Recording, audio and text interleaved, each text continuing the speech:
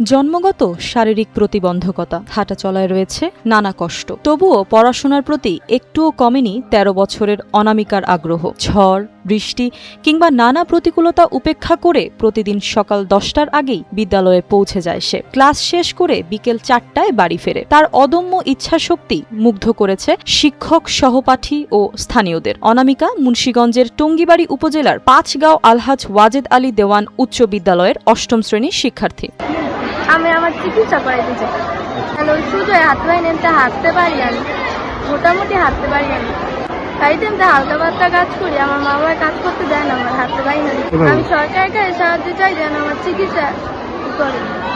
আমি হাঁটতে না, তারপর ফিরা লয়েছি ডাক্তার, এরা অপারেশন করতে অপারেশন আমি অপারেশন করলে ভালো হইতে পারে, না হইতে পারে, নির্দিষ্ট দেয় না ডাক্তার দেয় না।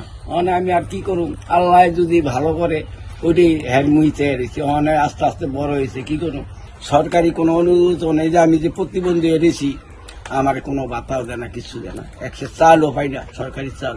মাইয়াটারে একটু কোনো কিছু করে দিত, যদি চিকিৎসার একটা ওর জীবনটা লেগে ওই দিদি চিকিৎসা করে দিলে তো তো চললে ফিরা খাইতে পারলে একটা ইয়ে ছিল। মানে আমরা দিদি মইরা যাই, আমরা মারা যাওয়ার পরে তো কেউই থাকবো না। অনামিকার বাবা বীরেন বিশ্বাস ও মা বিনারানী দে। পাঁচগাঁও গ্রামে তাদের বাড়ি। পরিবারের আর্থিক অবস্থাও নাজুক। কয়েক বছর আগে স্ট্রোকে আক্রান্ত হন বীরেন। অসুস্থ অবস্থায়ও এনজিও থেকে ঋণ করে কেনা অটোরিকশা চালিয়ে সংসার চালাচ্ছেন তিনি। আমরা চাই যে পরবর্তীতে আরো ভালো কিছু করুক এবং সরকার ওকে আর্থিকভাবে সহযোগিতা করুক।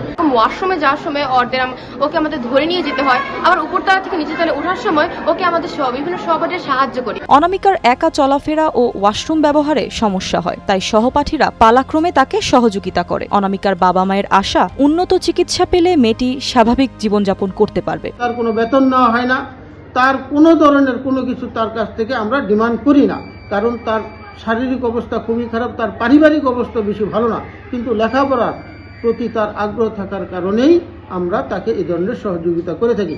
স্কুলের পক্ষ থেকে ওকে একটি চেয়ার দেওয়া হয়েছে, হুইল চেয়ার, এবং তার সমস্ত বেতন ভাতা দিয়ে ফ্রি করা হয়েছে। তার প্রতি শিক্ষা প্রতিষ্ঠানের সকলেরই একটা আন্তরিক প্রচেষ্টা আছে। বিদ্যালয় কর্তৃপক্ষের মতে সরকারি চিকিৎসা ও আর্থিক সহায়তা পেলে অনামিকা আরও ভালোভাবে পড়াশোনা চালিয়ে যেতে পারবে। পাশাপাশি প্রয়োজনীয় সহায়তা পেলে ভবিষ্যতে স্বাবলম্বী হয়ে সমাজে নিজের অবস্থান তৈরি করার সুযোগও পাবে সে। সূচনা ইসলাম, টাইমস টুডে।